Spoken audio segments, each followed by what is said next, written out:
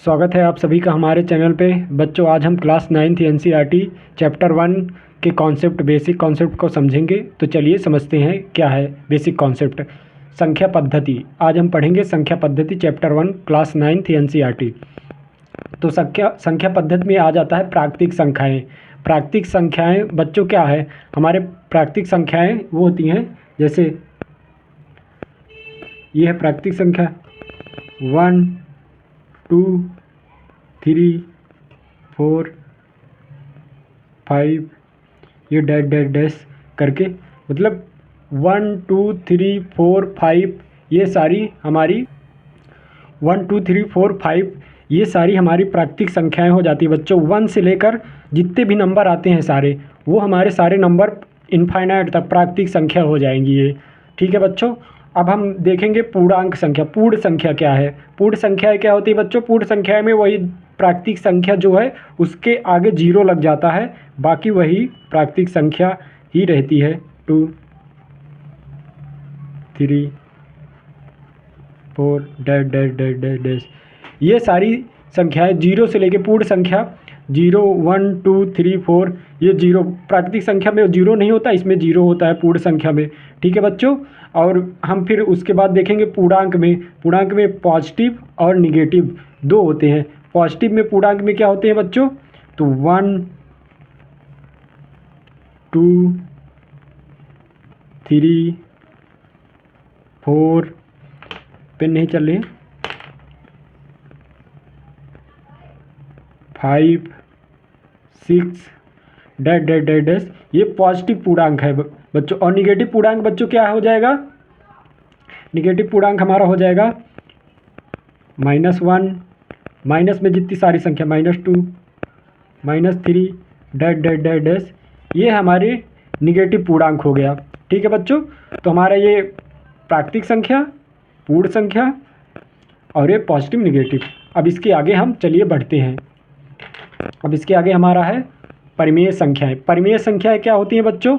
परिमेय संख्याएं जिन्हें हम p/q के फॉर्म में, ऐसी संख्या जिनको p/q के फॉर्म में व्यक्त किया जा सकता है, मतलब p/q, ये p/q है, इस टाइप में हम लिख सकते हैं।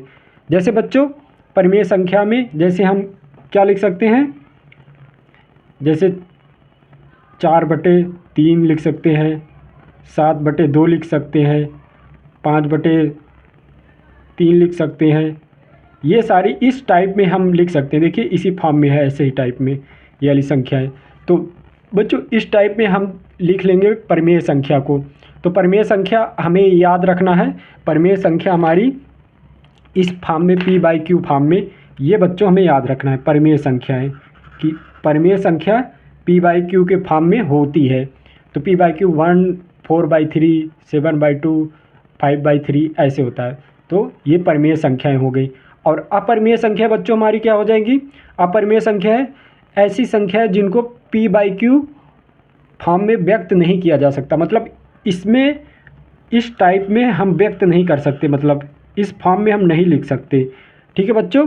जैसे हमारा क्या हो गया है, √3 हो गया, √2 हो गया, पाई हो गया, ई हो गया।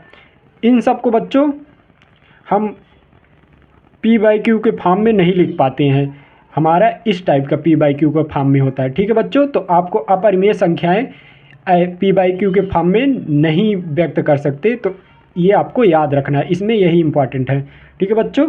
तो आगे बढ़ते हैं हम अगले कॉन्सेप्ट पे। वास्तविक संख्याएं। वास्तविक संख्याएं क्या होती है बच्चों? इनमें दोनों परिमेय तथा अपरिमेय संख्याएं शामिल होती है, जिन्हें इंग्लिश में रियल नंबर भी कहते हैं। तो इनमें परिमेय और अपरिमेय संख्या दोनों शामिल होती है, जैसे कि 4/3 7/2 और √3 भी हो जाएगा, √2 भी हो जाएगा, डैश डैश डैश, मतलब परिमेय और अपरिमेय दोनों संख्याएं शामिल होती हैं। ठीक है बच्चों।